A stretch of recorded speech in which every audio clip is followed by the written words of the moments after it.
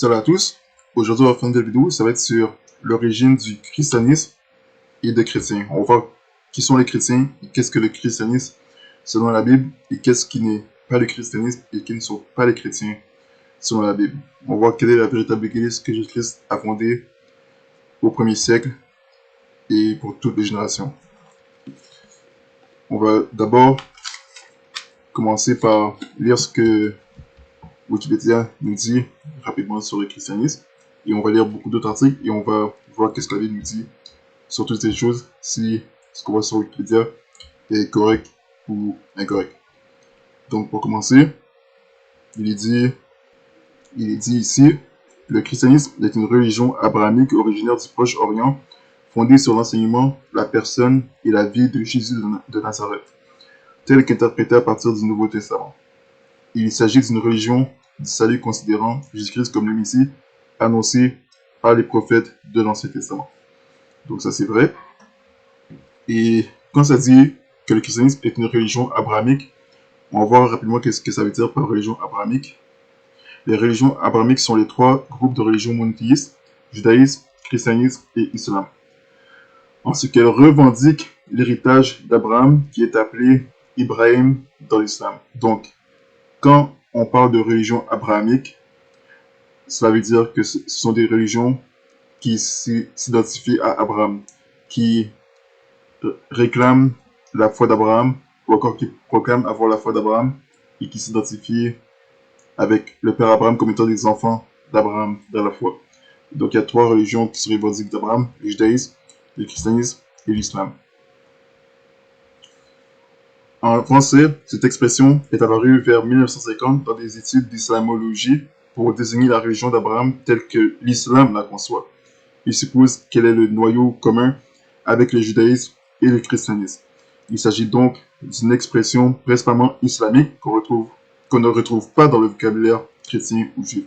Donc religion abrahamique n'a jamais été une terminologie qui était du vocabulaire des juifs ou des chrétiens jusqu'au XXe siècle, XXIe siècle. C'est une terminologie qui est venue des musulmans puisque dans le Coran, le prophète de l'islam s'identifie à Abraham et pour gagner les juifs et les chrétiens a parlé souvent d'Abraham pour les convaincre que lui aussi il est monothéiste comme les juifs et les chrétiens et qu'il apporte une religion qui promulgue qu'il n'y a qu'un seul Dieu et pas d'autre.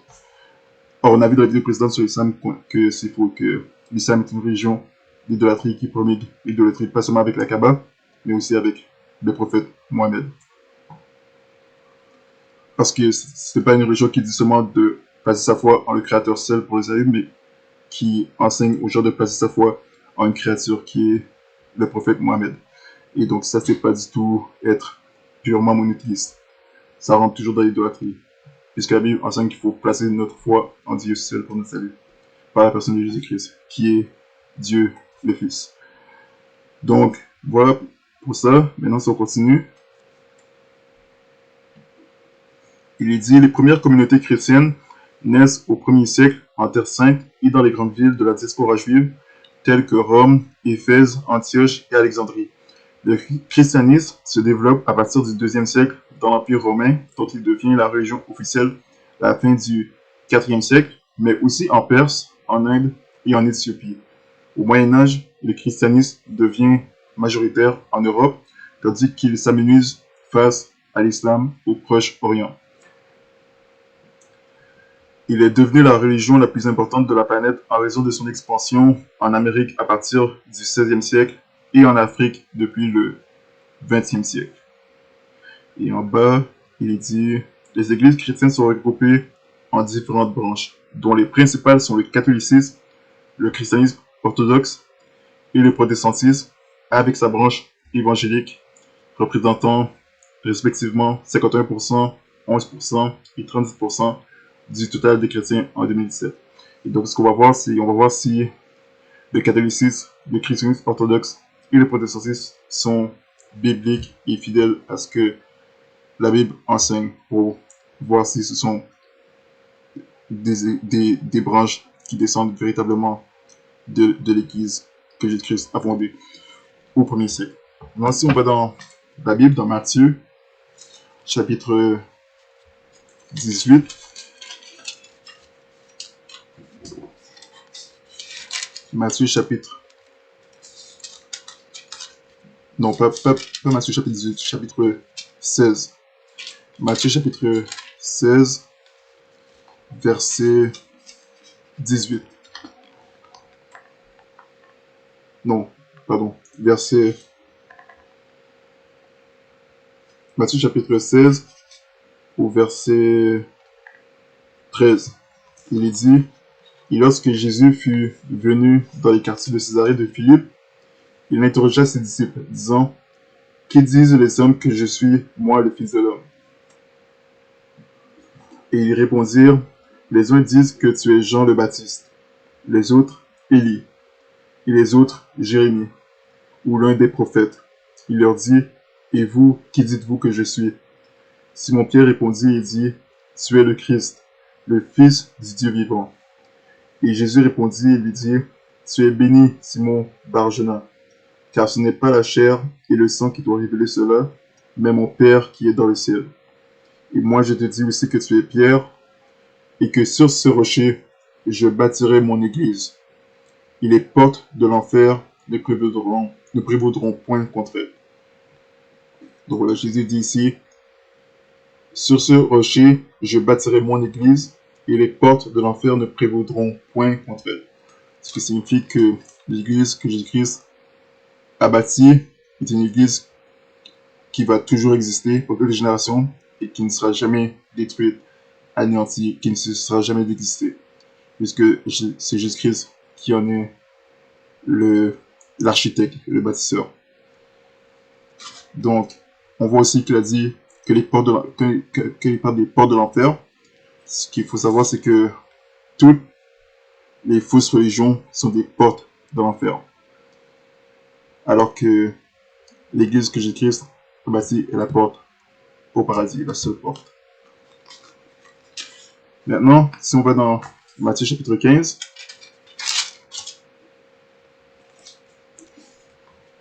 c'est un chapitre où Jésus reprend les pharisiens. Il réprimande sévèrement les pharisiens et on verra pourquoi par la suite.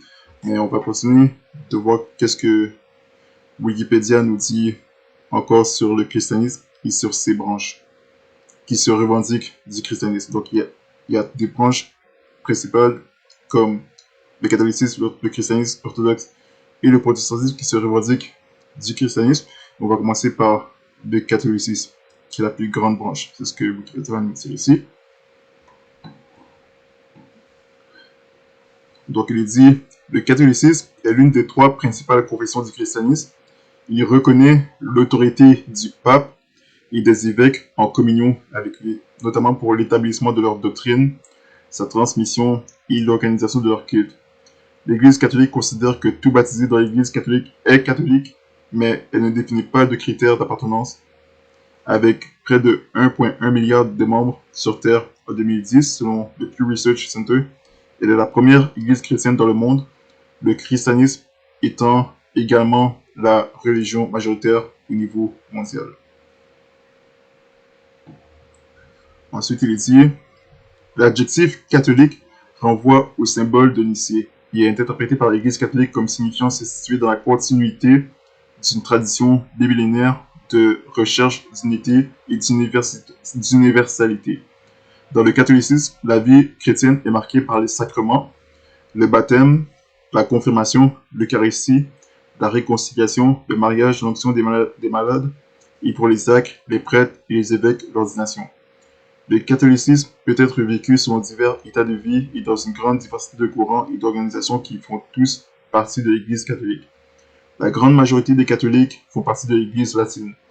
Mais l'Église catholique comprend également 23 églises catholiques orientales qui ont, entre autres particularités, le droit d'ordonner prêtres des hommes mariés. Maintenant, d'où vient le terme catholique?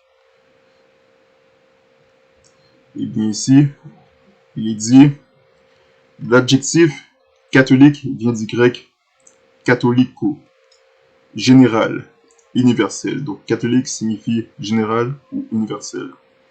Dès les premiers siècles de notre ère, ce mot apparaît chez différents auteurs chrétiens, qui l'emploient pour clarifier ce qu'est une communauté locale en communion avec l'Église universelle, et donc aussi en communion avec le pape. Face à l'émergence de diverses sectes chrétiennes ou christologies spécifiques, ainsi au début du IIe siècle, Ignace d'Antioche dénonce les divisions entre chrétiens. Donc c'est vrai qu'il ne devrait pas avoir de division entre chrétiens, puisque c'est ce que la Bible enseigne dans 1 Corinthiens chapitre 1. Donc, ici il nous dit que dès les premiers siècles, il y avait déjà plusieurs divisions entre chrétiens et plusieurs sectes chrétiennes. Et c'est au début du IIe siècle qu'il y a eu cette nouvelle secte chrétienne qui a été appelée catholique, et qui s'est fait connaître sous le nom des chrétiens catholiques. Au début du IIe siècle, et c'est Ignace d'Antioche qui a donné ce nom aux chrétiens qui se revendiquaient, qui étaient en communion avec le pape, comme on appelle. Et si on va dans Corinthiens chapitre 1, il est dit au verset 10, « Or je vous prie », non, d'abord si on commence au verset 9, il dit « Dieu par qui vous avez été appelés à la communion de son Fils, Jésus-Christ, notre Seigneur est fidèle. » Donc, rapidement, on apprend ici que Dieu nous appelle à la communion avec son Fils, Jésus-Christ, et non pas à la communion avec le pape. Et on va chercher à savoir plus sur le pape.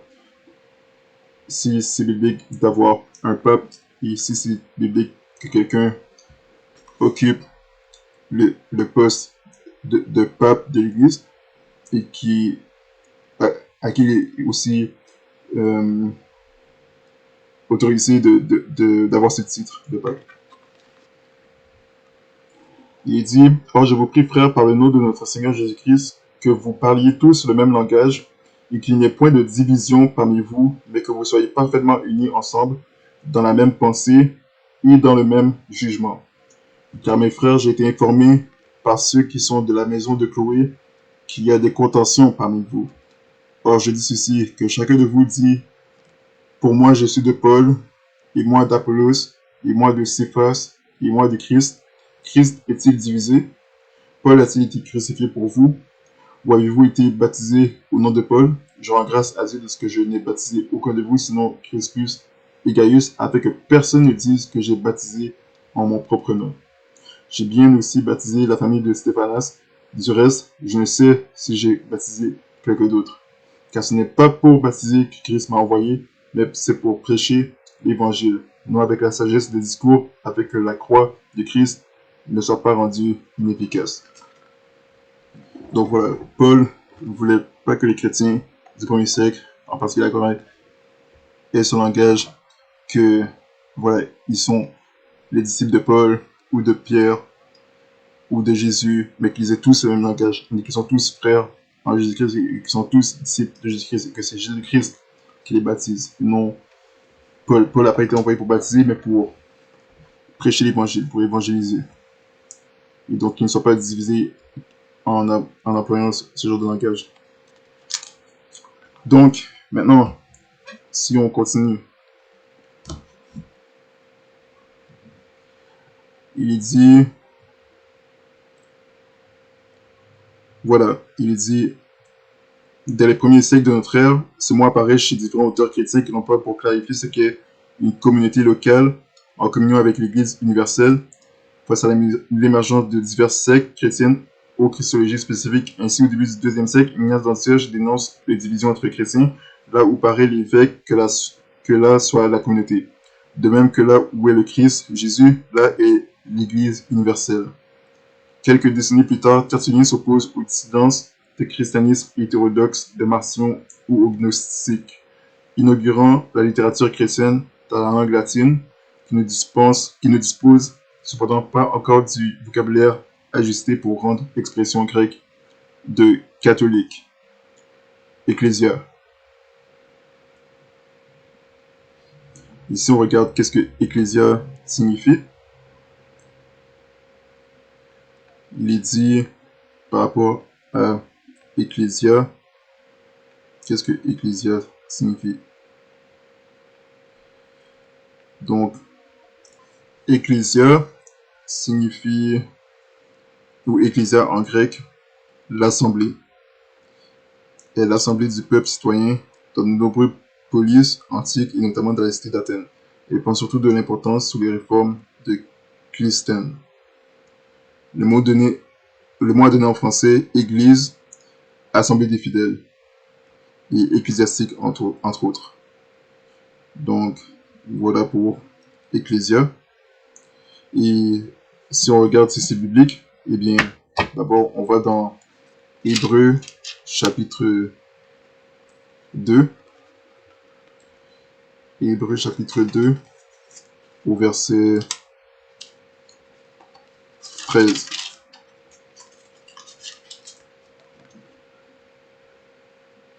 Donc d'abord, verset 12. Ça fait au verset 12. Il dit, en disant, j'annoncerai ton nom à mes frères, je te louerai au milieu de l'église. Et encore, je me confierai en lui, et encore, me voici, moi et les enfants que Dieu m'a donnés. Donc voilà, il dit, je te louerai au milieu de l'église. Maintenant, si on va dans l'Ancien Testament, dans Psaume chapitre 22, au verset 22, il dit, j'annoncerai ton nom à mes frères, je te louerai au milieu de l'assemblée. Donc, parlons, on voit que c'est vrai et que église signifie assemblée ou encore congrégation. Donc, c'est vrai que c'est la bonne signification que ça donne dans Wikipédia, c'est biblique. Donc, pour ça, c'est bon. Maintenant, si on continue, on voit qu'est-ce qu'on apprend d'autre sur la religion catholique. Il est dit, le terme église est beaucoup plus fréquent dans les autres textes du Nouveau Testament ou de façon concordante avec l'usage qui en fait dans l'évangile de Matthieu. Il désigne parfois les communautés locales, parfois l'église dans son ensemble. Si le terme ecclésia est très fréquent dans les actes, les épîtres et l'Apocalypse, son emploi ne s'y répartit pas régulièrement dans les sections dont il est absent. Il peut néanmoins être question de l'église avec d'autres mots. Par exemple, le mot ecclésia est totalement absent des 14 premiers chapitres de la lettre aux Romains, où il est toutefois beaucoup question des appelés. Klétoi, les bien-aimés de Dieu. Idée qui renvoie à celle d'église comme l'assemblée à laquelle on se rend parce qu'on y est convoqué. Par ailleurs, toujours sans employer directement le terme ecclésia. Il peut aussi être question de l'église au moyen d'images traditionnellement employées dans la Bible pour désigner le peuple de Dieu, notamment celle de la vigne du Seigneur, particulièrement développée dans l'évangile selon Jean. Maintenant, ici il est dit plus bas, ce mot se trouve dans le symbole de Nicée, adopté en 381, et qui proclame « Je crois en l'Église, une sainte, catholique et apostolique ». Cette profession de foi qui est avec le symbole des apôtres la plus importante de l'ancienne Église est depuis des siècles le credo de toutes les liturgies, de sorte que des chrétiens de toute Église, même lorsque commencera le temps des divisions confessionnelles, déclareront croire en l'Église catholique, indépendamment du fait que leur confession soit ou ne soit pas explicitement désignée comme catholique dans l'usage courant ou dans des textes officiels. Le terme catholique n'a jamais fait l'objet d'une définition officielle, ni avant ni après avoir été intégré au credo de Nicée. Son sens ancien se prend de ce qu'il signifiait alors dans le langage courant, ce qui permet de percevoir une évolution de sa signification dès lors qu'il fut appliqué à l'Église. L'Église n'est pas qualifiée une seule fois de catholique ou d'universelle. Dans les textes du Nouveau Testament, il reste néanmoins très clair que les Églises sont une dans l'Église, que les chrétiens doivent chercher à toujours être bien d'accord entre eux, que l'évangile doit se répandre jusqu'aux extrémités de la terre et parmi toutes les nations, que l'Église est ouverte à tous les peuples, qu'elle doit être sans division. Donc ça, on a vu que c'est vrai que l'Église doit être sans division, et on a vu dans les vidéos précédentes que l'évangile doit être prêché à toutes les nations jusqu'aux extrémités de la terre. Donc ça, en cela, l'information est vraie. Maintenant, si on regarde d'autres branches, on va revenir sur l'Église catholique, mais on va rapidement aussi voir qu'est-ce que ça nous dit sur les autres branches qui se revendiquent du christianisme. Il y a aussi l'Église orthodoxe. Voyons qu'est-ce que ça nous dit sur l'Église orthodoxe et ensuite sur l'Église protestante. Donc, il est dit, le christianisme orthodoxe ou l'orthodoxie est l'une des trois principales confessions du christianisme. Comme la pentarchie du premier millénaire, la communion orthodoxe est organisée en églises autocéphales, indépendantes les unes des autres, de point de vue juridique et spirituel, à ceci près qu'au XXIe siècle, leur nombre est de 15, sans compter celles considérées comme non canoniques par les principales. Ces églises choisissent leur propre primat, dont la juridiction pastorale dépend d'un patriarche élu par un synode. L'orthodoxie est une communion d'églises indépendante sur le plan de l'organisation et de la discipline, mais intimement liée entre elles sur le plan théologique. Si on regarde quelle est son origine, il est dit, l'Église orthodoxe se considère comme l'Église chrétienne des origines, dont les autres églises devraient être membres, y compris l'Église catholique. Donc, ça dit ici que l'Église catholique est aussi membre de l'Église orthodoxe. Elle conçoit tous les chrétiens résidant dans son territoire canonique comme partie intégrante de son domaine spirituel et par conséquent tend à voir comme des hérésies les confessions qui ouvrent des églises parallèles dans sa juridiction. Ce point de vue concerne aussi l'évangélisation catholique en milieu orthodoxe, comme en témoignent les relations difficiles entre le patriarcat de Moscou et les autres églises non orthodoxes de sa juridiction. Donc, on voit qu'elle réclame être séparée de l'Église catholique, mais on va voir qu'elle a en fait beaucoup en commun avec l'Église catholique et pas vraiment de grande différence avec l'Église catholique. Ça dit ici, l'Église orthodoxe consiste en une seule communion d'églises autocéphales fondée sur les dogmes édictés par les 7 premiers conciles œcuméniques chrétiens sur le modèle de Pentarchie. Le christianisme orthodoxe professe ainsi descendre directement des communautés fondées par les apôtres de Jésus dans les provinces orientales de l'Empire romain et être ce qu'il était avant la séparation des églises d'Orient et d'Occident. Initialement au nombre de 5 patriarcats, puis 4 après la séparation avec l'église de Rome, les églises autocéphales devinrent de plus en plus nombreuses, principalement car l'église de Constantinople reconnut de nouvelles églises autocéphales dans les États orthodoxes émergents. L'Église orthodoxe s'est répandue dans le monde à travers la diaspora des communautés d'origine et par le biais de la conversion. Elle est principalement présente dans l'antique zone de culture grecque, c'est-à-dire dans la zone orientale du bassin de la mer Méditerranée, Grèce, Chypre, Turquie, Syrie, Liban, Israël, Palestine, Jordanie, Arménie, Géorgie, dans les zones de peuplement slave, Russie, Ukraine, Biélorussie, Bulgarie, Serbie, Monténégro, Macédoine du Nord, en Roumanie et en Moldavie, mais aussi dans certaines zones excentriques comme la péninsule d'Alaska. L'Église orthodoxe ou communion orthodoxe est le nom officiel d'un corps ecclésial fondé par les apôtres et organisé par les pères de l'Église, leurs successeurs depuis les premiers temps du christianisme. Donc, selon l'Église orthodoxe, les pères de l'Église sont les successeurs des apôtres du premier temps depuis les premiers temps du christianisme. Ça, c'est selon la religion orthodoxe. L'instance suprême de cette communion est le concile œcuménique, seule habilité à décider des formulations dogmatiques. L'instance immédiatement inférieure est le synode des primats qui se réunit pour s'adresser aux autres communautés chrétiennes, puis viennent les églises autocéphales dirigées, chacune par un synode présidé par le primate. Puis bas, il dit, cependant, elles ne sont pas indépendantes les unes des autres, même en l'absence voulue d'un chef terrestre absolu comme le pape et d'une administration centralisée comme le Vatican.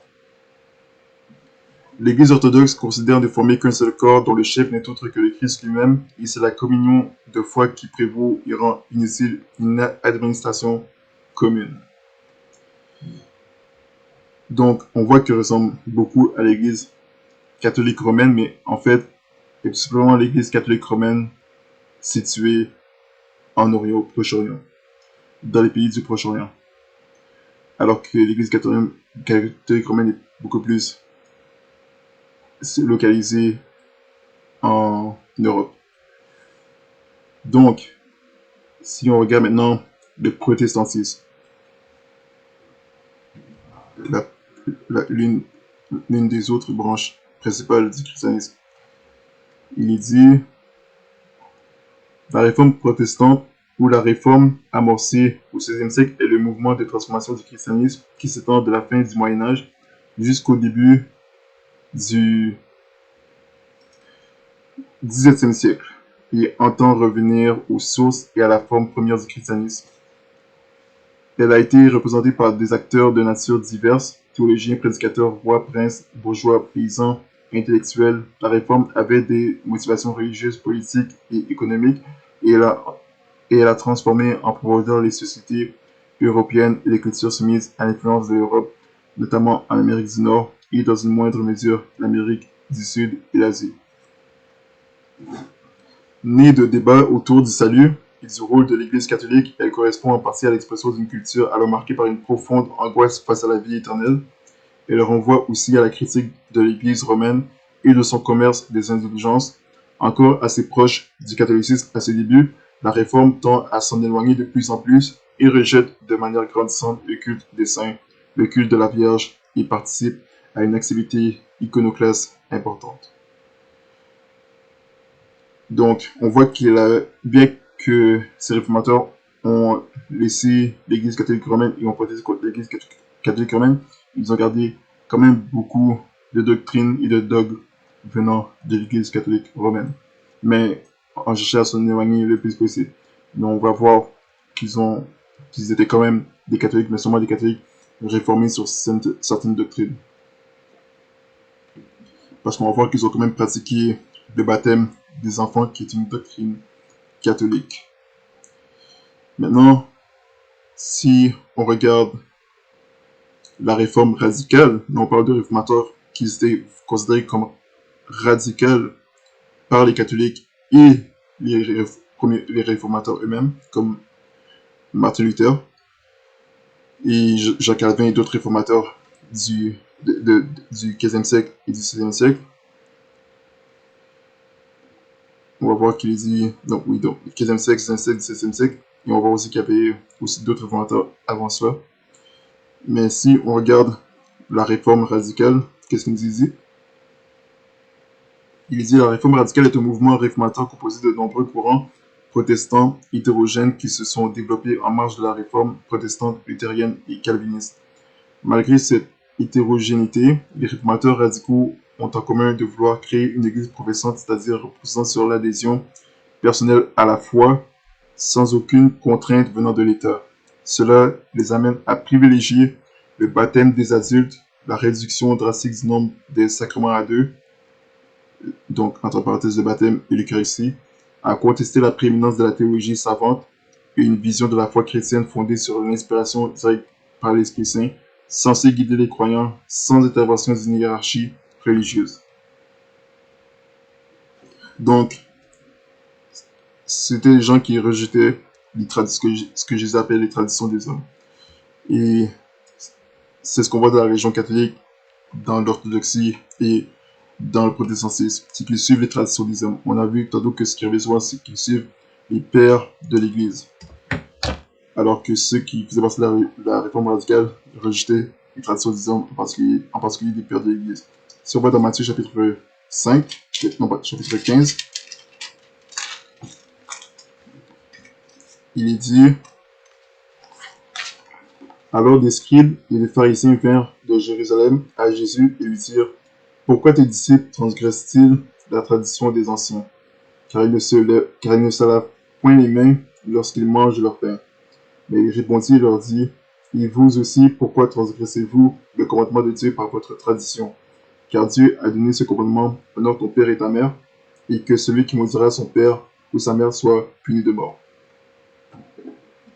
Mais vous, vous dites, celui qui aura dit à son père ou à sa mère, ce dont je pourrais t'assister est donc consacré à Dieu, il n'est pas tenu d'honorer son père ou sa mère, et ainsi vous avez anéanti le commandement de Dieu par votre tradition. Hypocrite, Isaïe a bien prophétisé à votre sujet lorsqu'il a dit, ce peuple s'approche de moi de la bouche, ils m'honorent des lèvres, mais leur cœur est bien éloigné de moi. Mais ils m'honorent en vain, en enseignant comme doctrine des commandements d'hommes. Donc, voilà ce que Jésus condamnait chez les pharisiens et les scribes de son époque et les autorités religieuses de son époque, c'est qu'ils suivaient des traditions d'hommes, des doctrines d'hommes, au lieu de suivre la parole de Dieu. Et en faisant cela, eh bien, en suivant ces traditions d'hommes, ils ont rejeté la parole de Dieu. En faisant des traditions des hommes, leur autorité finale, et non pas la parole de Dieu. Donc, Jésus condamne cela, et il a dit que, voilà, ceux qui font cela honorent Dieu en vain à cause de leur tradition. Ils peuvent dire de leur parole sur Dieu, honorer Dieu avec leurs lèvres, mais leur adoration est vaine, à cause qu'ils rejettent la parole de Dieu en suivant des traditions inventées par des hommes. Et c'est ce que les fausses religions font. Ils inventent des traditions et ils font passer ces traditions pour des traditions divines, alors que ce sont des traditions inventées par des hommes. Et donc quand les gens font ça, ils sont en train de faire des choses que Dieu ne leur a jamais dit de faire. Et donc ils sont en train de adorer Dieu vainement, mais actuellement ils sont en train d'adorer les hommes, puisqu'ils suivent les traditions des hommes au lieu de suivre la parole de Dieu et de faire la parole de Dieu leur autorité finale et suprême. Et c'est ce qu'on voit dans la religion catholique, dans la religion orthodoxe, c'est qu'ils suivent des prêtres, des papes, et qu'ils font de ces gens leur autorité finale, au lieu de faire de la parole de Dieu l'autorité finale, de leur salut, de tout, tout dogme et toute manière de vivre leur vie selon ce que Dieu veut, selon la volonté de Dieu. Donc, ça c'était Matthieu chapitre 15. Maintenant, on a vu qu'il est dit que c'est Ignace d'Antioche qui a appelé les chrétiens catholiques. Et quand est-ce que les disciples de Jésus ont commencé à se faire appeler chrétiens? Eh bien, c'est dans Actes des Apôtres. Actes des Apôtres chapitre 11, au verset 26, il dit « Et l'ayant trouvé, il l'amena à Antioche, et il arriva que pendant toute une année, ils s'assemblèrent avec l'Église et instruisirent un grand peuple. Et ce fut à Antioche que pour la première fois, les disciples furent nommés chrétiens. » Donc voici au 1er siècle, à Antioche, que les disciples de Jésus-Christ se sont fait appeler chrétiens. Ils ne sont pas fait appeler catholiques ni orthodoxes, mais chrétiens à cause que, étant des disciples de Jésus-Christ, les gens voyaient qu'ils agissaient comme Jésus, ils vivaient comme Jésus, ils parlaient comme Jésus. C'est pour ça qu'ils se sont fait appeler chrétiens, pour être identifiés à leur maître et Seigneur Jésus-Christ par les gens dits dehors, les non-croyants et les païens. Donc, c'est important de savoir ces choses et de savoir que catholicisme catholique vient d'un catholique qui s'appelle Ignace d'Antioche, qui est l'un des pères de la religion catholique. L'une des personnes qui considère comme étant les pères de l'Église. Mais nous, les chrétiens, nos seuls ancêtres de la foi sur la Bible sont les apôtres et les prophètes. Ils n'ont pas les pères de l'Église comme Ignace d'Antioche et d'autres comme Augustin Origène et tous ces docteurs du IIe siècle et des siècles qui en suivirent par après. Donc continuons. Qu'est-ce qu'on peut dire d'autre sur le catholicisme, le protestantisme l'orthodoxie. Eh bien, si on continue maintenant de la réforme protestante, il dit que, voilà, si on regarde les origines de la réforme, il dit ça commence bien avant Martin Luther. Il dit très tôt, les réformateurs ont cherché des préfigurateurs ou des ancêtres afin de légitimer leur entreprise de transformation du christianisme en Occident. Ils ont alors privilégié principalement Wycliffe, Vaudet et Huss. Ces trois personnalités peuvent être vues comme des préfigurateurs de la réforme protestante, non pas tant au niveau des idées théologiques que par leur volonté de réformer l'Église, le fait qu'ils aient traduit la Bible en langue vernaculaire, leur position minoritaire, et par les persécutions qu'ils ont pu subir. Les deux premiers points, anticipant en partie la situation des protestants en France et en Italie notamment, il s'agit de Pierre Valdo, le fondateur du mouvement des pauvres de Lyon, John Wycliffe, un universitaire anglais, Jean Hus, un théologien tchèque, brûlé en 1415 à Constance. Donc, la réforme avait eu lieu bien avant Martin Luther, John Knox et Jean Calvin. Si on lit un peu sur Martin Luther, il dit, en ce qui concerne ses origines, on peut considérer que le 31 octobre 1517 représente son point de départ, même si elle a connu des précédents de la fin du Moyen-Âge. Donc voilà, même avant Martin Luther, ça existait déjà. La Bible enseigne qu'il n'y a rien de nouveau sur le soleil, c'est-à-dire qu'il n'y a rien de nouveau. Et donc, il y a toujours eu ce que ces gens-là, les catholiques, ont appelé des réformateurs ou des hérétiques selon de la religion catholique romaine, ou selon la religion catholique romaine, depuis le 1er siècle jusqu'à aujourd'hui. Il est dit, Martin Luther, alors moine catholique, fait connaître ses 95 thèses à Wittenberg. Les idées de la foi réformée se répandent dans le Saint-Empire, notamment en 1522 grâce à Ulrich Zwingli, curé à Zurich, et quasi simultanément grâce à Mathieu Zell et Martin Bucer à Strasbourg, puis plus tard par Jean Calvin à Paris, Strasbourg et Genève. La réforme touche alors la majeure partie de l'Europe du Nord. Oui, alors la majeure partie de l'Europe du Nord-Ouest. Les tentatives de conciliation avec l'Église catholique ayant échoué, la situation aboutit à une scission. La contre-réforme catholique engagée à l'issue du Concile de Trente ne permet qu'une reconquête partielle des populations passées au protestantisme comme date de fin de la réforme au sens étroit. On peut proposer 1555 et la paix d'Augsbourg 1563 qui marque la clôture du Concile de Trente, ou 1648 qui constitue la fin de la guerre du 30 ans et l'apparition de l'ordre politique et confessionnel de l'âge classique.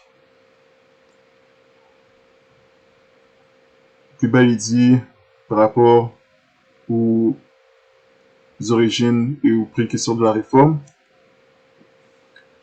il est dit, frappé de la mort subite de l'un de ses amis dans une réunion de plaisir, Vaudet décida vers 1170 de renoncer au monde, abandonnant femme et enfants, et de travailler désormais uniquement à son salut, se conformant ainsi à la parole du jeune homme riche dans Matthieu chapitre 16, verset 30, Matthieu chapitre 19 et chapitre 16 au verset 30. Il se consacre à la prédication de l'évangile sans être prêtre. De même, il est précurseur de la réforme en proposant que les laïcs soient prédicateurs de l'évangile, tout croyant seul face à Dieu pouvant porter le message. Et donc, ça c'était Vaudet, en particulier Pierre Valdo. Non. Oui, Pierre Valdo. Il dit Valdet ou Vaudet, généralement connu sous le nom de Pierre Valdo, fut un marchand de Lyon et prédicateur de l'évangile. Né en 1140, il est mort probablement vers 1205-1207, ou plus tard en 1217. À la suite d'une crise religieuse, il donna tous ses biens pour suivre l'idéal de pauvreté apostolique. Il fonda la Fraternité des pauvres de Lyon, le mouvement vaudois. Il fit traduire la Bible en langue populaire, en l'occurrence le franco-provençal. Il fut excommunié de l'Église catholique en 1184 et son mouvement persécuté. Donc, il y avait une réforme bien avant la réforme protestante de Martin Luther. Le protestantisme voit en lui un de ses précurseurs.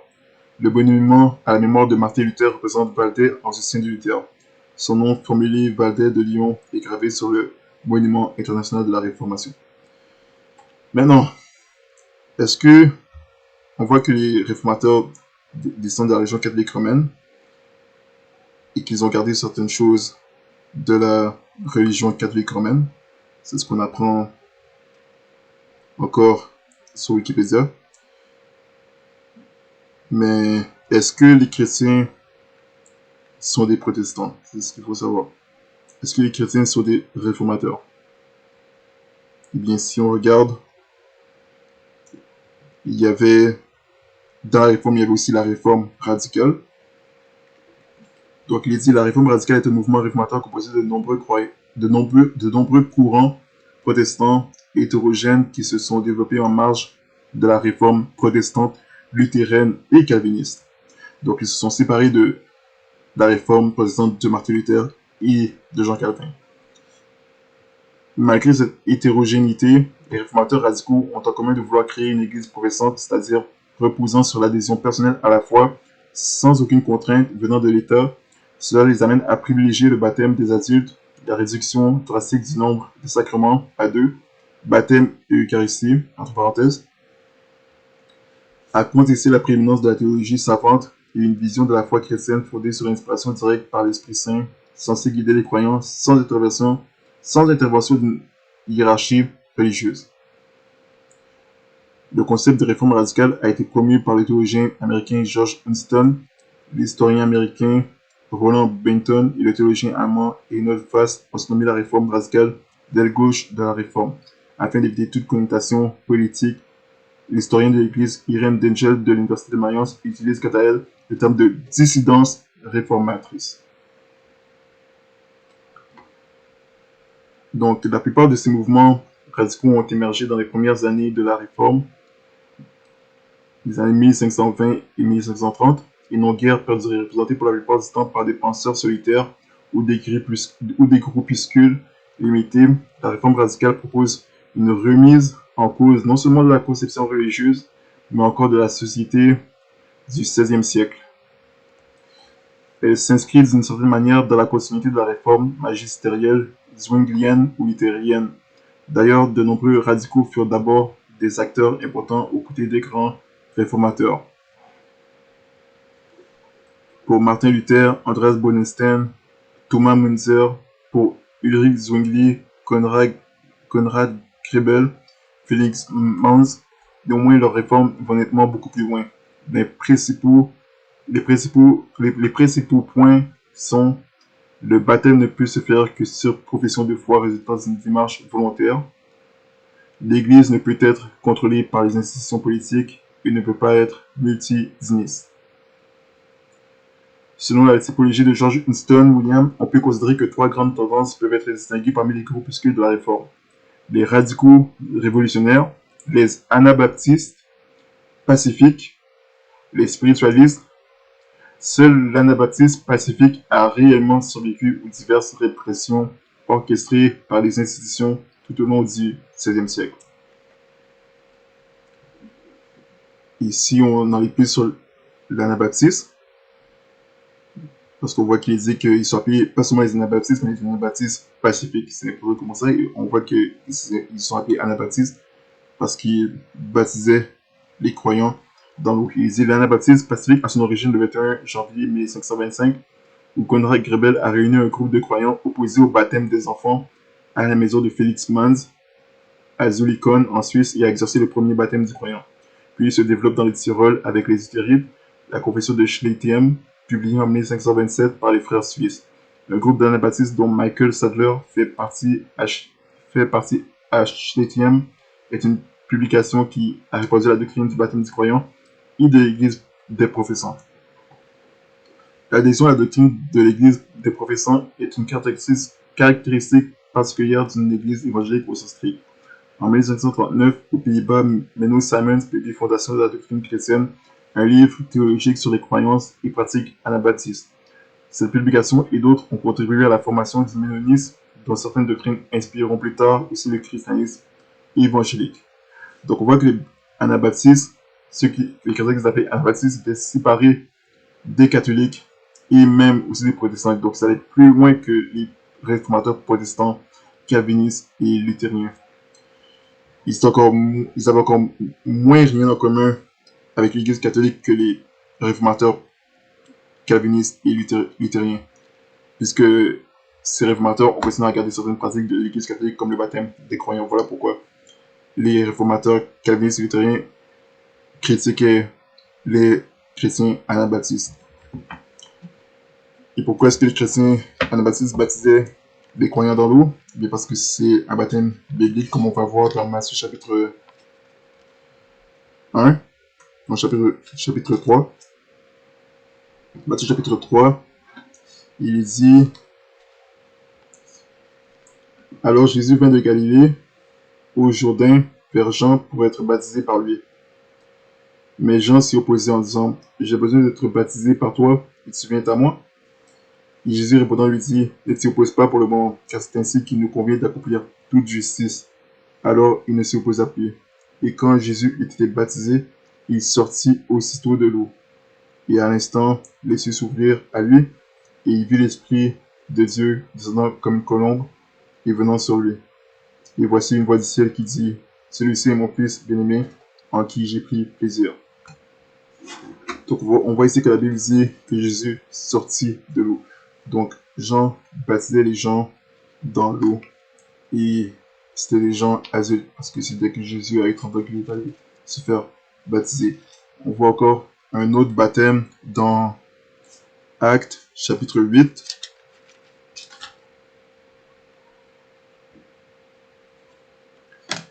Donc, lisons dans Actes chapitre 8 au verset 35. Il est dit, si on commence au verset 35, il est dit: Philippe prenant la parole et commença par cette même écriture, lui prêcha Jésus.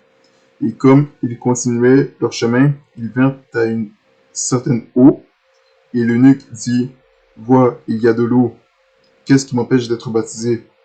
Et Philippe lui dit: si tu crois de tout ton cœur, cela t'est permis. Et l'eunuque répondit, dit: je crois que Jésus-Christ est le Fils de Dieu. Et il commanda qu'on arrêtât le chariot, et ils descendirent tous deux dans l'eau, Philippe et l'eunuque, et Philippe le baptisa. Mais quand ils furent remontés hors de l'eau, l'Esprit du Seigneur enleva Philippe pour que l'eunuque ne le voie plus, et il continua son chemin plein de joie. Mais Philippe se trouva dans Azote, et il prêcha par toutes les villes où il passait jusqu'à ce qu'il vint à Césarée. Donc voilà, on voit que l'eunuque qui était un Éthiopien s'est fait baptiser dans l'eau. Donc c'était le baptême de l'eunuque l'Éthiopien. Et ce chapitre est important. Il nous aide à comprendre que le baptême était permis, mais seulement à condition que la personne croit en Jésus, que la personne soit sauvée, qu'elle ait compris l'évangile. On a vu que Philippe a prêché l'évangile, il a prêché Jésus, la personne a compris, et il a été sauvé. Il a confessé que Jésus-Christ est le Fils de Dieu. Donc il faut que la conversion de la personne soit authentique aussi. Si cette personne ne croit pas en Jésus-Christ, ne croit pas en la divinité de Jésus, ou ne croit pas au salut par la foi seule, mais croit au salut par les œuvres, alors bibliquement, il n'aime pas vraiment cette personne d'être baptisée parce qu'elle n'a pas compris l'évangile, ou encore qu'elle rejette l'évangile, mais qu'elle croit au salut par les œuvres. Si on va dans un autre chapitre, on voit qu'il y a eu un autre baptême de gens qui ont été sauvés, et cette fois-ci ça va être par la poudre de pierre. Mais avant cela, on va continuer de voir qu'est-ce que Wikipédia nous dit sur la religion romaine. Ici, il est dit, par rapport à la religion romaine,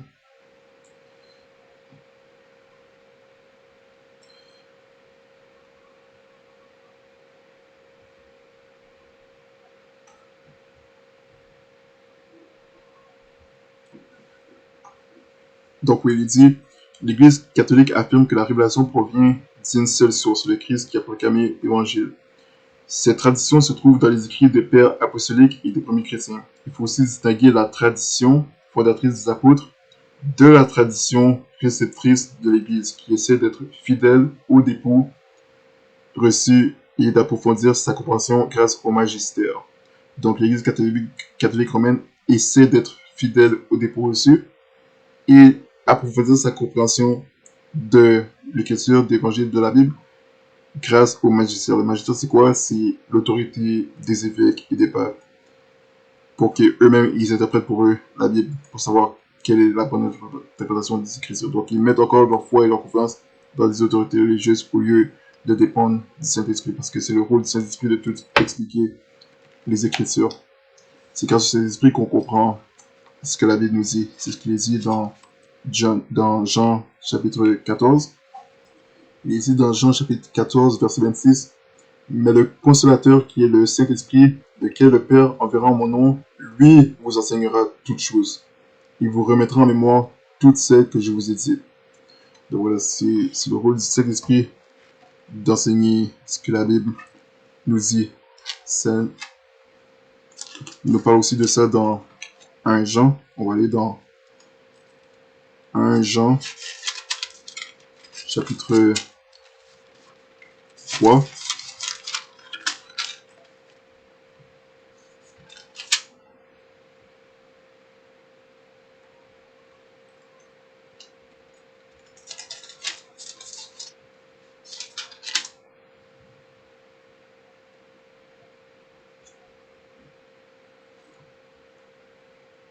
Il dit dans non pas 1 Jean chapitre 3, 1 Jean chapitre 2, au verset 20, il dit, « Mais vous avez une onction de la part du Saint, et vous connaissez toutes choses. Je vous ai écrit non que vous ne connaissez pas la vérité, mais parce que vous la connaissez, et parce que nul mensonge ne vient de la vérité. » Ensuite, plus bas, au verset 26, il dit, « Je vous ai écrit ces choses au sujet de ceux qui vous séduisent, mais l'onction que vous avez reçue de lui demeure en vous, et vous n'avez pas besoin que personne vous enseigne.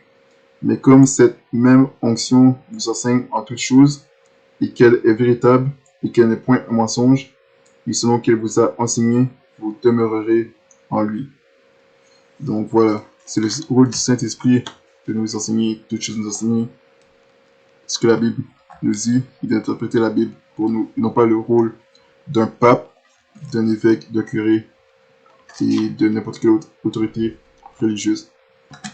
Maintenant, si on continue, qu'est-ce que la religion catholique enseigne par rapport à ces traditions?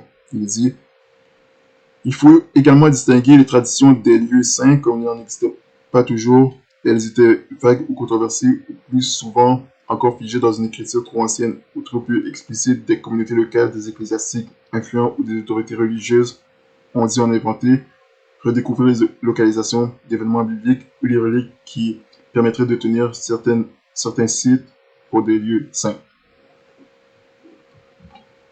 Puis bas, il dit, le Concile Vatican II conçoit la tradition à la fois comme une donnée matérielle reçue des apôtres et vécue en Église en référence à l'Écriture, et en même temps comme la dynamique par laquelle cette donnée matérielle est transmise. Pour l'orthodoxie, selon Olivier Clément, la tradition n'est pas une autre source de révélation à côté des Écritures. Elle est le mode unique de recevoir la révélation, l'esprit qui fixe les Écritures et préserve leur sens. La tradition n'est pas un complément de la parole, mais le souffle qui porte la parole et la rend vivante à tous les âges de l'Église. C'est l'esprit devenant la mémoire sacrée et l'esprit de discernement de l'Église et transformant les textes apparemment hétérogènes de la Bible, la dualité entre les deux testaments, encore unique de la vérité. Et Clément cite Alexei Koumyakov qui a écrit dans son ouvrage « L'Église latine, c'est l'Église tout entière qui a rédigé les Écritures. C'est elle qui les fait vivre dans la tradition, ou plutôt, ces deux manifestations du même esprit n'en font qu'une, car l'Écriture, c'est la tradition écrite, et la tradition, car l'Écriture, c'est la tradition écrite, et la tradition, c'est l'Écriture vivante. Maintenant, selon le protestantisme, donc le protestantisme adhère au dogme sola scriptura qui est seulement les Écritures. C'est ce qu'il dit ici. Certains protestants recusent cette source de dogme. Ils s'en tiennent à la seule autorité de la Bible, sola scriptura. Donc, le catholicisme et l'orthodoxie envisagent également la tradition comme un héritage des apôtres selon la succession apostolique. Le concile le concile de 869 a examiné la question de la tradition comme règle de foi. Certains protestants récusent cette source de dogme essentielle à la seule autorité de la Bible, sola scriptura. Donc, qu'est-ce que ça signifie? Sola scriptura, signifiant par l'écriture seule, est une expression latine désignant le principe protestant selon lequel la Bible est une autorité en elle-même, à laquelle les chrétiens, c'est-à-dire l'Église, se soumettent. Sola scriptura est la première expression des 5 sola à avoir été formulée.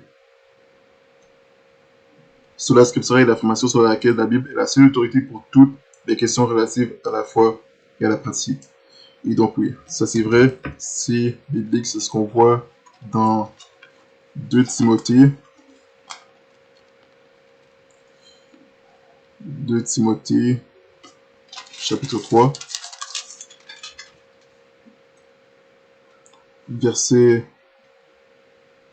d'abord verset 14, il dit « Pour toi demeure ferme dans les choses que tu as apprises et dont tu as été assuré, sachant de qui tu les as apprises, et que dès l'enfance, tu connais les saintes écritures qui peuvent t'instruire pour le salut à travers la foi qui est dans le Christ Jésus.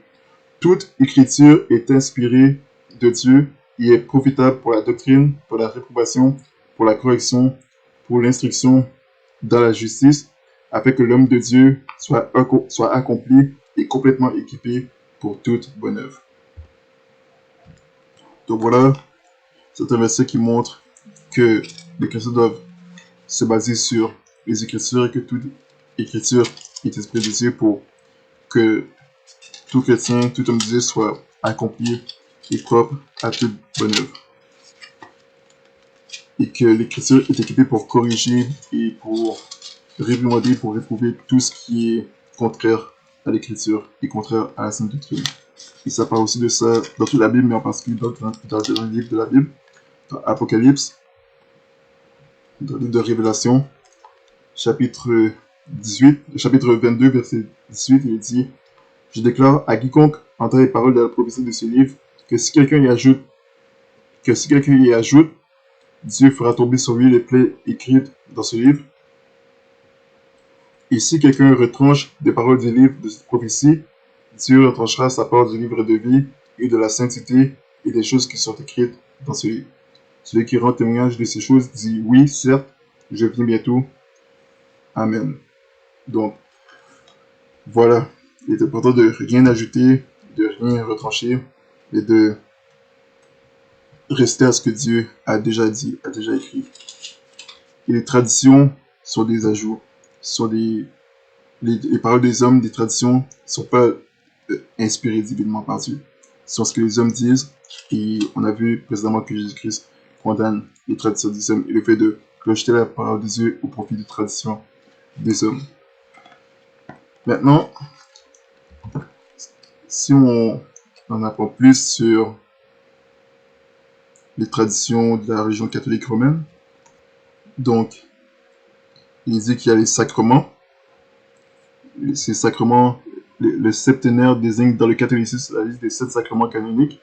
Ces sacrements sont le baptême, l'Eucharistie, la confirmation, le sacrement de réconciliation, appelé aussi sacrement de pénitence, l'onction des malades, il s'est appelé sacrement des malades, enseignement extrême onction, le mariage, l'ordination. Ici, on regarde le baptême. Qu'est-ce qu'il dit sur le baptême? Il dit le baptême est un rite partagé par la quasi-totalité des églises chrétiennes, étant donné son importance dans les textes bibliques. L'eau du baptême symbolise à la fois la mort par immersion de l'ancienne vie du croyant, livré au péché, et sa naissance dans une dimension divine et éternelle. Pour le catholicisme, l'orthodoxie et le protestantisme traditionnel, le baptême est le sacrement de la foi en Jésus-Christ, par lequel le chrétien est sauvé, purifié du péché en devenant enfant de Dieu. Dans le protestantisme, ce sacrement est un signe, celui de la main que Dieu tend à l'humanité, marquée par le péché originel que seul le sang de Jésus-Christ peut laver. Tout en souscrivant à cette compréhension, le christianisme évangélique préserve en général le baptême aux adultes. Certaines églises protestantes pratiquent le baptême par immersion. Donc, il est dit que pour le catholicisme, l'orthodoxie et le protestantisme, le baptême est le sacrement de la foi en Jésus-Christ par lequel le chrétien est sauvé, purifié du péché en devenant pour Dieu. Donc, selon la religion catholique et la religion orthodoxe, chrétienne orthodoxe et la religion protestantiste, donc la réforme luthérienne et calviniste, ils ont enseigné et cru que le baptême fait partie du salut et que le chrétien est sauvé par le baptême. Et est-ce que c'est biblique? On va voir que c'est pas biblique du tout. C'est une hérésie.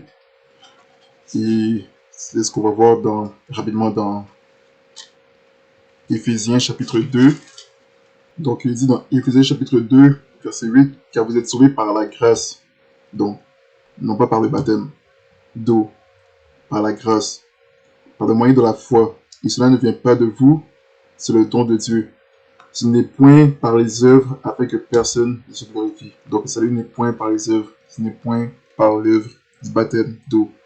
Les croyants ne sont pas sauvés en se faisant baptiser, y compris les enfants, comme on va voir que l'Église catholique enseigne. Si on continue, il est dit ici, le baptisme ou christianisme baptisme est un mouvement chrétien évangélique fondé par les Anglais John Smith et Thomas Elwes en Hollande en 1609, issu de la réforme protestante et puisant plus particulièrement ses racines d'une part dans l'anabaptisme et d'autre part dans le puritanisme. Le mouvement professe une croyance de l'Église professant, dont notamment la nouvelle naissance et le baptême du croyant. Les églises appartenant au mouvement sont appelées églises baptistes. Donc le baptisme est la région où les croyants baptisent les gens dans l'eau et pratiquent le baptême du croyant. Et ils sont appelés, leur église sont appelées les églises baptistes et ils viennent de la région des anabaptistes. Ils viennent de ceux qui étaient appelés anabaptistes, qui étaient en fait les baptistes originaux. Donc, il dit le baptême du croyant ou credo baptisme est un rite chrétien de baptême dans la doctrine de l'Église de professant. Il fait référence à une expérience de renouvellement spirituel par laquelle un croyant, après une nouvelle naissance, une profession de foi, décide de se faire baptiser. C'est un point central du christianisme évangélique et un de ses principaux signes distinctifs. Ce baptême s'effectue généralement par immersion ou par diffusion en versant de l'eau sur le baptisé, donc c'est le baptême catholique. Le baptême du croyant est souvent appelé baptême des adultes, en raison du fait que la pleine conscience de la foi, qui est dans ce cas une condition préalable au baptême, ne peut exister avant un âge minimum, dit âge de responsabilité, même si cet âge ne correspond pas nécessairement à l'âge de la majorité civile.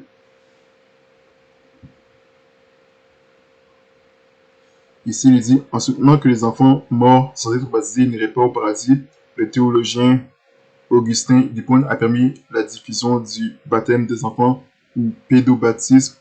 Les fidèles catholiques demandent alors que ce sacrement soit effectué le plus tôt possible, l'enfant étant justifié par la foi des autres.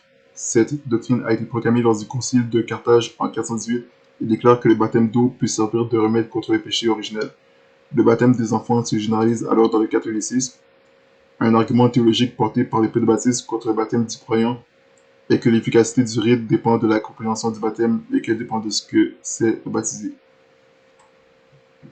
Donc voilà une hérésie énorme qui est que les enfants ont besoin de se faire baptiser pour aller au paradis, alors que un enfant, étant donné qu'il n'a pas la conscience du bien et du mal, tout enfant qui meurt vont automatiquement au paradis. Et s'il fallait qu'il se fasse baptiser si l'enfant devait se faire baptiser pour aller au paradis, alors ce sera encore insolite par les œuvres. Or, on ne devient pas enfant de Dieu par le baptême. Si on va dans l'évangile de Jean, comment est-ce que les gens deviennent enfants de Dieu? Il est dit dans Jean chapitre 1, verset 12, il est dit, mais à tous ceux qui l'ont reçu, il leur a donné le pouvoir de devenir les enfants de Dieu, savoir à ceux qui croient en son nom, qui ne sont point nés du sang, ni de la volonté de la chair, ni de la volonté de l'homme, mais de Dieu. Donc voilà, ni de la volonté de l'homme. Donc ce n'est pas d'autres hommes qui font qu'un enfant devienne enfant de Dieu, non plus, en le baptisant. mais c'est seulement le fait qu'ils ont cru en son nom. Donc, les enfants de Dieu, ceux à qui Dieu a donné le pouvoir de devenir enfants de Dieu, c'est ceux qui ont cru en son nom.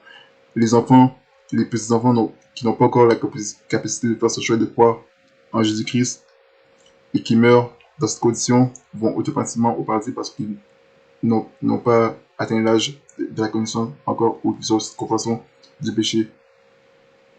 Ils vont automatiquement aussi, les bébés qui meurent et les enfants qui meurent vont automatiquement au paradis.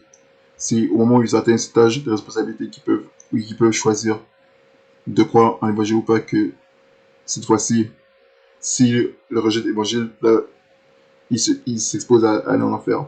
Mais s'ils croient en l'évangile, là, ils sont sauvés et là, ils peuvent se faire baptiser. Étant donné qu'ils ont compris l'évangile et qu'ils ont cru. Donc, maintenant, si on continue, qu'est-ce qu'on apprend encore sur le baptême?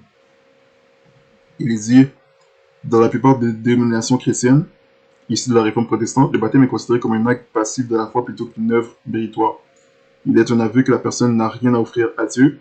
Jean Calvin estime que le baptême succède à la circoncision des temps bibliques en tant que signe d'appartenance au peuple de Dieu et de promesse de salut, issu de l'alliance entre Dieu et les hommes.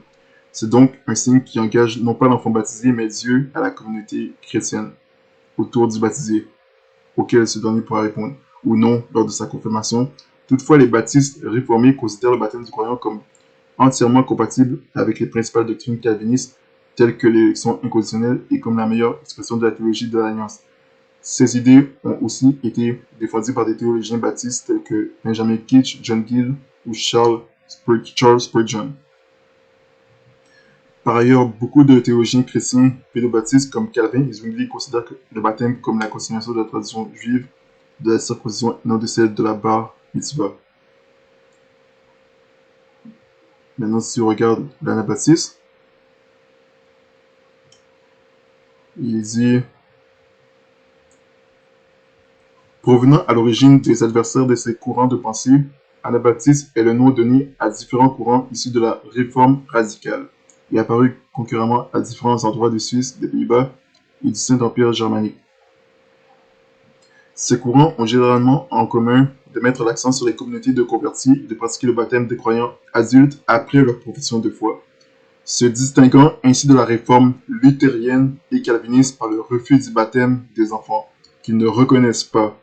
Leur proposition d'être à nouveau baptisés une fois adultes à ceux qui avaient été baptisés enfants par d'autres confessions leur vaut le sobriquet d'anabaptistes, c'est-à-dire rebaptiseurs. Donc voilà, c'est les baptistes qui ont compris le but du baptême et qui ont rejeté le baptême d'enfants et qui ont aussi compris que le baptême ne fait pas partie du salut. Contrairement aux réformateurs luthériens et calvinistes. Il dit, ceux d'entre eux qui en réchappent se rallient aux anabaptistes dits pacifiques, communauté strictement religieuse mettant l'accent sur le baptême des adultes et sur l'inspiration personnelle dans l'interprétation de la Bible. Le terme anabaptiste a pris historiquement un sens politique car ce mouvement s'est opposé au pouvoir politique et religieux en place en Rhénanie, révolte de Münster et dans le canton de Berne au XVIe siècle. Donc, voilà ce qu'on apprend sur l'anabaptiste.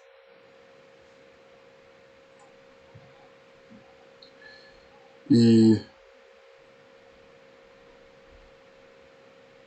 voilà, maintenant si on retourne sur l'Église catholique romaine, qu'est-ce que ça nous dit sur les papes? On va voir ce qu'il est dit sur les papes. On a vu que ça disait que les papes sont les successeurs des apôtres, ce qui n'est pas du tout biblique. Par exemple, si on va dans Actes chapitre 11, verset 26. Non, ça l'a déjà dit. En fait, c'est Actes chapitre 8. Actes des apôtres chapitre 8. Verset Donc, ça aussi, on a déjà vu. Dans Actes chapitre 10, verset 25, et comme Pierre entrait, Corneille alla au-devant de lui et se jetant à ses pieds, l'adora. Mais Pierre le releva en disant, lève-toi, je suis aussi moi-même un homme. Et s'entretenant avec lui, il entra et trouva plusieurs personnes assemblées. Ensuite, il dit au verset 44, comme Pierre tenait encore ce discours, le Saint-Esprit descendit sur tous ceux qui entendaient la parole. Et tous les fidèles de la circoncision qui étaient venus avec Pierre furent étonnés de ce que le don du Saint-Esprit était aussi répandu sur les gentils, car ils les entendaient parler en diverses langues et magnifier Dieu. Alors Pierre reprit, quelqu'un peut-il refuser l'eau afin que ceux-ci ne soient pas baptisés, eux qui ont reçu le Saint-Esprit aussi bien que nous? Et il leur commanda d'être baptisés au nom du Seigneur. Alors ils le prièrent de demeurer quelques jours avec eux. Donc voilà, on voit que Pierre baptisait Corneille, les gens de sa maison, du même baptême que les autres, évidemment, parce que Pierre suit le même exemple que Jean-Baptiste et les autres, et de Philippe. Et donc, ils ont pratiqué le baptême de croyants, baptême où la personne est immergée dans l'eau et non pas de baptême de bébé, pas le baptême catholique, qui n'est pas biblique. Maintenant, pour ce qui est des papes, qu'est-ce qu'il dit? Il dit, cette liste des papes est celle des 266 évêques de Rome, appelés également papes à partir du IVe siècle. Guide de l'Église catholique romaine, que cite l'annuaire pontifical, et des antipapes. Origine du titre de pape. Jusqu'en 325, le seul titre est celui d'évêque de Rome. Le titre de pape n'est pour la première fois attesté pour désigner l'évêque de Rome que sous Marcellin, de 296 à 304, on y trouve l'inscription Justus Papae sur Marcellini. Mais il s'applique alors aux évêques en général. Ici, il dit le rôle de guide suprême de l'Église de l'évêque de Rome ne s'est donc affirmé que progressivement. Les premiers ne détenaient que les pouvoirs de métropolite. La liste de papes catholiques énumère les papes au sens moderne du mot. Elle liste les évêques de Rome dans la succession apostolique de Saint-Pierre jusqu'au pape actuel. On sait très peu de choses sur les premiers évêques de Rome. Pour certains, même seul leur nom nous est connu. La plus ancienne source est Irénée de Lyon au IIe siècle, qui donne le nom des titulaires des principaux sièges épiscopaux Rome, Constantinople, Antioche. Il existe d'autres sources plus complètes. Donc, voilà la liste des papes. On a Saint-Pierre, Saint-Lin, Sanctus Linus. Et donc, selon l'Église catholique, Pierre est le premier pape et Saint-Lin ou Linus est le deuxième pape. Maintenant, qui est ce Linus? C'est un chrétien du 1er siècle, un chrétien qui était connu de Paul. Paul le mentionne dans 2 Timothée chapitre 4, au verset 21. Il dit, à toi de venir avant l'hiver, Eubulus, Pudens, Linus, Claudia et tous les frères te saluent. Le Seigneur Jésus-Christ soit avec ton esprit. La grâce soit avec vous. Amen. Donc, on voit que lui, c'était tout simplement un chrétien, un frère en Christ du 1er siècle. Et un frère comme tous les autres. Il n'était pas appelé pape ou père. C'est ce que pape signifie. Si on regarde ce que pape signifie, il dit pape signifie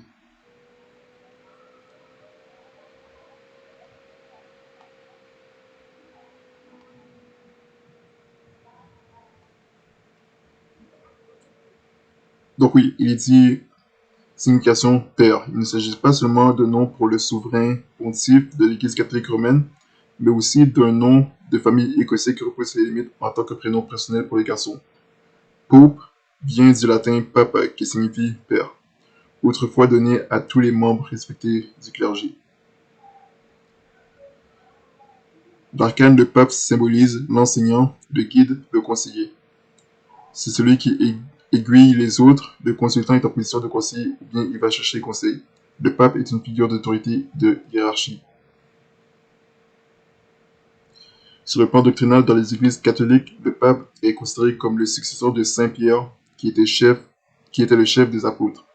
Le pape, en tant qu'évêque de Rome, est donc considéré comme ayant le pouvoir suprême et complet de juridiction sur l'Église universelle en matière de foi et de morale, ainsi que de discipline et de gouvernement de l'Église. Donc voilà, donc tous ces papes sont ceux qui ont le contrôle de l'Église, l'autorité suprême, les guides suprêmes, et qui doivent être révérés par l'Église catholique romaine. Et est-ce que ces gens-là sont sauvés? Eh bien, en dehors de Pierre, l'apôtre Pierre, et le chrétien qu'on a vu, Linus, que Paul a mentionné, eh bien, après eux, aucun pape n'était sauvé. C'est une certitude. On peut être sûr en tout cas que Pierre et Linus étaient sauvés, qu'on va les voir au paradis, mais sinon, tous les autres papes, voilà, tous les autres personnes qui sont considérées comme des papes selon la religion catholique romaine, eh bien, toutes ces personnes n'étaient pas sauvées. Qu'est-ce que Jésus dit par rapport au fait de se faire appeler pape? Dans Matthieu chapitre 23, il dit,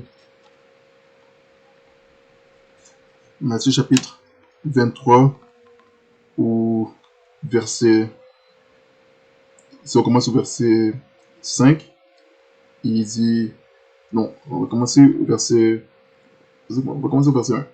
Alors Jésus parlait à la foule et à ses disciples, disant, les scribes et les pharisiens sont assis dans la chaire de Moïse. Observez donc et faites tout ce qu'ils vous disent d'observer, mais ne faites pas selon leurs œuvres, parce qu'ils disent et ne font pas. Car ils lient des fardeaux pesants et insupportables, et les mettent sur les épaules des hommes, mais ils ne veulent pas les remuer d'un doigt. Ils font toutes leurs œuvres afin que les hommes les voient, car ils élargissent leurs phylactères et ils agrandissent les franges de leurs vêtements. Ils aiment les premières places dans les festins et les premiers sièges dans les synagogues, et les salutations dans les places publiques et à être appelés par les hommes Rabbi, Rabbi. Mais vous, ne vous faites point appeler Rabbi, car un seul est votre maître, le Christ. Et pour vous, vous êtes tous frères. N'appelez personne sur la terre votre Père, car un seul est votre Père, celui qui est dans le ciel. Et ne vous faites point appeler Maître, car un seul est votre Maître, le Christ. Mais le plus grand d'entre vous sera votre serviteur, et quiconque s'exaltera sera abaissé, et celui qui s'humiliera sera exalté. Mais malheur à vous, scribes et pharisiens hypocrites, parce que vous fermez aux hommes le royaume du ciel, car vous n'y entrez point vous-même, et n'y laissez point entrer ceux qui veulent entrer. Donc voilà, on voit que Jésus condamne l'hypocrisie des scribes et des pharisiens, les autorités religieuses de son époque. Il dit qu'ils ferment la porte du royaume du ciel aux hommes, alors qu'eux-mêmes ne vont pas au paradis, ils empêchent d'entrer ceux qui veulent aller au paradis. C'est ce que les autorités religieuses dans les religions en dehors du christianisme font, en particulier les religions, les fausses religions qui s'identifient et qui se revendiquent du christianisme, comme la religion catholique, le protestantisme et l'orthodoxie. On voit que il ressemble beaucoup aux autorités religieuses de l'époque de Jésus, parce qu'il, comme Jésus dit, il y a des fardeaux puissants insupportables sur les épaules des hommes, en leur prêchant et en enseignant les salut par les œuvres, des choses que Jésus-Christ n'a jamais enseignées, une tradition des hommes. Et ils font toutes leurs œuvres pour être vus des hommes, et on voit aussi qu'ils élargissent leur phylactère, ils agrandissent les franges de leurs vêtements, donc on voit que c'est quelque chose qu'on voit beaucoup dans la région catholique et la région chrétienne orthodoxe, où les clergés, les curés vont porter des longues robes, et bien ils font la même chose que les pharisiens de l'époque de Jésus, et Jésus a critiqué cela parce que Jésus expose le fait qu'ils font ça pour être vus des hommes et être admirés des hommes comme étant des gens qui sont justes et pieux, alors que Jésus-Christ a exposé le fait qu'ils sont appelés des hypocrites. C'est ce qu'il dit au verset 25. Malheur à vous, scribes pharisiens, hypocrites, car vous nettoyez le dehors de la coupe et du plat, tandis qu'au-dedans, ils sont pleins de rapines et d'interférences. Malheur à vous, scribes pharisiens, hypocrites, car vous ressemblez à des sépulcres blanchis qui paraissent vraiment beaux par dehors, mais qui au-dedans sont pleins d'ossements de mort et de toute pourriture. Vous de même, au dehors, vous paraissez juste aux hommes, mais au-dedans, vous êtes remplis d'hypocrisie et d'iniquité. Et donc, c'est quelque chose que Dieu condamne et qui expose, qu'on retrouve dans les fausses religions, l'hypocrisie religieuse. Le fait de paraître beau au dehors, à l'extérieur, mais d'être rempli d'hypocrisie et de péché et d'iniquité à l'intérieur. Et donc, on a vu au verset 9 que Jésus a dit, il n'appelait personne sur la terre votre Père, car un seul est votre Père, celui qui est dans le ciel. Et ça, c'est quelque chose que l'Église catholique a transgressé depuis le début, avec leurs 266 papes, qu'ils appellent Père, alors que Christ a dit que le seul qui est notre Père, c'est celui qui est dans le ciel. On ne devrait pas appeler d'autorité religieuse Père, parce que Jésus-Christ a dit que le seul Père est celui que nous avons dans les cieux, et donc le pape actuel et tous les papes précédents ont transgressé, sont allés à l'encontre de ce que Jésus-Christ a dit, ils n'ont aucun égard pour ce que Jésus-Christ a dit dans l'évangile de Matthieu, chapitre 23, verset 9.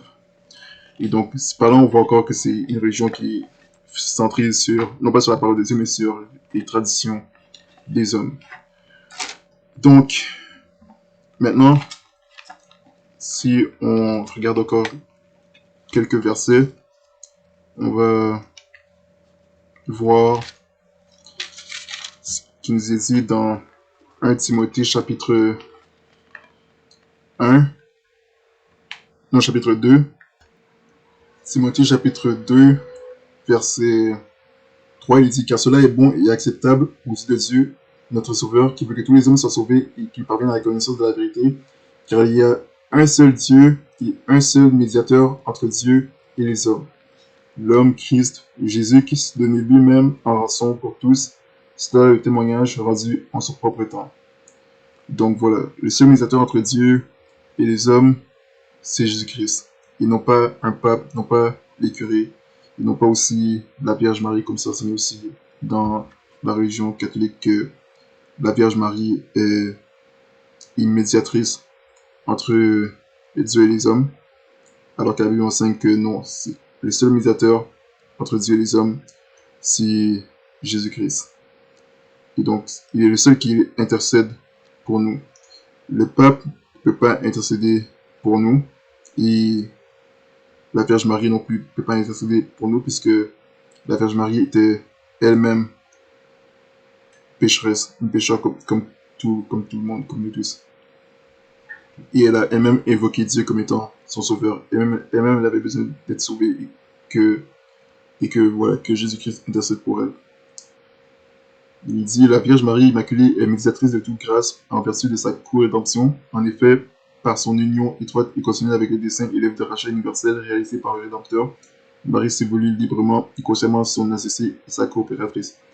Et donc ça c'est faux. On voit que Jésus dans la Bible, n'a jamais élevé Marie au-dessus de toutes les autres femmes, mais qui enseigne et qui fait savoir que Marie est une femme comme toutes les autres. C'est ce qu'on voit par exemple dans l'évangile de Jean. Si on va dans Jean chapitre 2,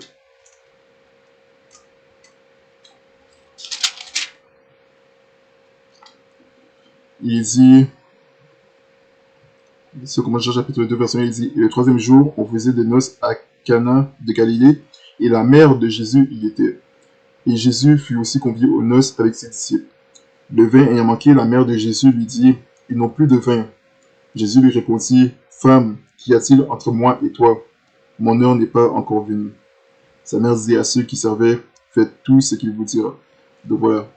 On voit aussi que Jésus n'a jamais appelé Marie mère, parce que dans la religion catholique, Marie est appelée la mère de Dieu, puisque Jésus-Christ est Dieu lui-même en personne. Mais on voit que Jésus n'a jamais appelé Marie mère, pour pas que les gens essaient de trouver certains prétextes de élever Marie sur un plan divin et la mettre sur un piédestal. Et c'est ce que les gens ont quand même fait malgré cela. Mais on voit que Jésus-Christ fait savoir que Marie n'est pas sa mère. C'est une femme que Dieu a utilisée pour accomplir son œuvre, mais nulle part Jésus appelle Marie mère, parce que voilà, Dieu n'a pas de mère. Il dit ici, c'est en 325, au Concile de Nicée, que l'Église affirma avec force Jésus, à la fois vrai Dieu et vrai homme, et dès lors, l'Église, approfondissant cette foi, affirmant aussi Marie Théotokos, c'est-à-dire Mère de Dieu, parce qu'elle a enfanté Jésus que la foi reconnaît comme Fils de Dieu. Donc c'est encore selon l'Église catholique que Marie est considérée comme étant Mère de Dieu.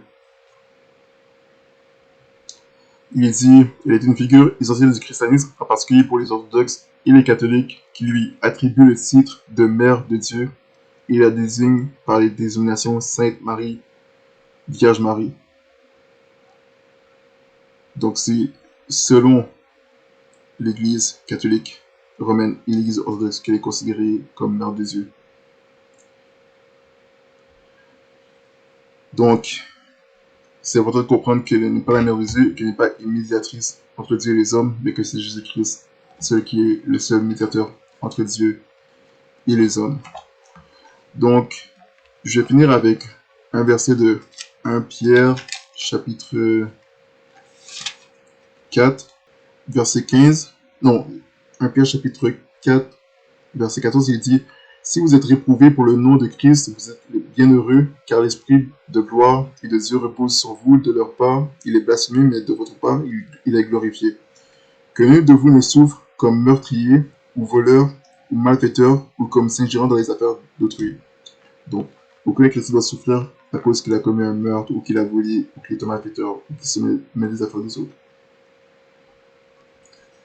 Mais s'il souffre comme chrétien, qu'il n'en ait point honte, mais qu'il glorifie Dieu à cet égard. Donc voilà, si un chrétien souffre à cause qu'il est chrétien, et à cause qu'il suit ce que Jésus a fait, qu'il est un bon disciple de Jésus-Christ, qu'il fait ce qui est bien, qu'il glorifie Dieu à cet égard. Que ceux qui, au verset 19, que ceux donc qui souffrent par la volonté de Dieu lui recommandent leurs âmes comme un créateur fidèle en faisant le bien.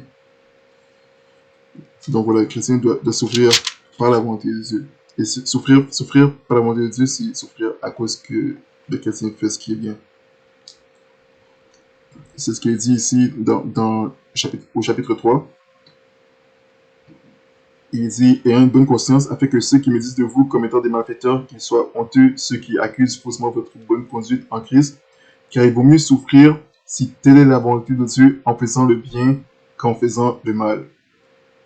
Car Christ aussi a souffert une fois pour les péchés, lui juste pour les injustes, afin de nous amener à Dieu, ayant été mis à mort selon la chair, mais vivifié par l'Esprit. » Donc voilà, Dieu enseigne que les chrétiens, il va doivent souffrir à cause de la parole de Dieu, et à cause qu'ils font ce qui est bien, non pas en faisant ce qui est mal, comme commettre meurtre, vol, étant des malfaiteurs, et se mêler des affaires des autres.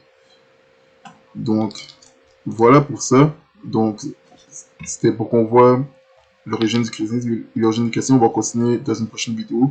C'est important de voir qui sont les chrétiens selon la Bible, qui sont les vrais chrétiens, et qui sont les faux chrétiens. Donc, on continuera à lire sur l'Église catholique romaine, si elle est vraiment la véritable Église, et si ce qu'elle a fait est biblique. Et on verra sur les œuvres de l'Église catholique, romaine tout au fil de l'histoire, et les fruits qu'elle a produits. On verra sur les croisades et l'Église espagnole, et la persécution qu'elle a fait des chrétiens. Et encore sur son commencement au 4e siècle, avec Constantin et les autres choses qui sont par rapport à ça. Donc voilà pour cette vidéo. Moi j'arrête ici. Je vous dis soyez bénis abondamment et à bientôt.